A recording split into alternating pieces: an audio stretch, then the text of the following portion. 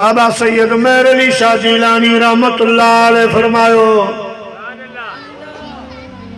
तमाम वॾा माण्हू आयो असां फ़कीर आहियूं कॾहिं दाल आहे कॾहिं रब आहे कॾहिं सब्जी आहे कॾहिं छा आहे असां वटि मता तुंहिंजो गुज़ारो न थी सघे ईंदा कयो दुआ वठी वरी हलिया वेंदा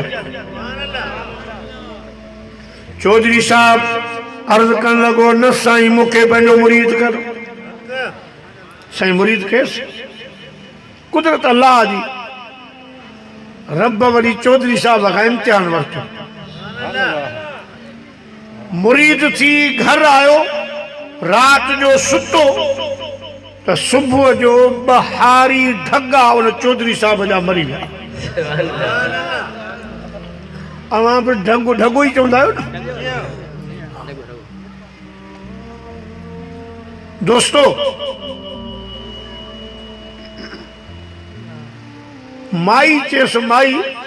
चौधरी साहब कहिड़ो मुर्शिद वठी आयो अञा रात हिकिड़ी गुज़री आहे हेॾो नुक़सान थी वियो माण्हू पीर वठंदा आहिनि बुज़ुर्ग बरकतूं थींदियूं आहिनि चई सबर कर ॿ ॾींहं ॿिया गुज़री आहे सैलाबी रेलो आयो हुनजो कमद बि खणी वियो फुटियूं खणी वियो मिर्च पंहिंजो टमाटा वग़ैरह सभु विया घरवारी चयसि मां त चवां थी जल्दी वञ देर न कर नुक़सान अञा ज्यादा थींदो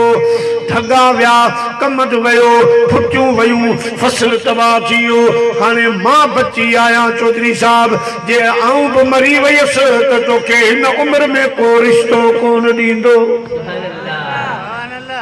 इते से ममदरी में थोरो चौधरी साहब ढिलो थी वियो ज़ाल सां प्यार हुअसि भाई ढिलो थी पियो कि बस बस बस वञा थो आयो तकड़ो तकड़ो बाबा मेहर अली शाह रहमतुल्लाह अलैह वटि सोना मूं पर तुंहिंजी मुरीदी तां हथ खयो मूंखे मुंहिंजो हथ छॾ मां मुरीद कोन थो थियां साईं फरमायो चौधरी साहब छा थियो ख़ैर त आहे बसि साईं सभु ख़ैर आहे मुंहिंजे हथ मां हथ कढो मूं मुरीदी तां हथ खयो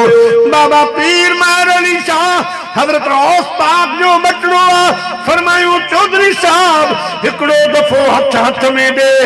पोइ तुंहिंजी मर्ज़ी आहे चवंदे त रखंदासीं चवंदे त छॾे ॾींदासीं चौधरी साहब जो साईं हथ वठी पाण फरमायूं हाणे अखियूं बंदि कर मूंसां गॾु ज़िक्र कर ला इलाहा इल्लल्लाह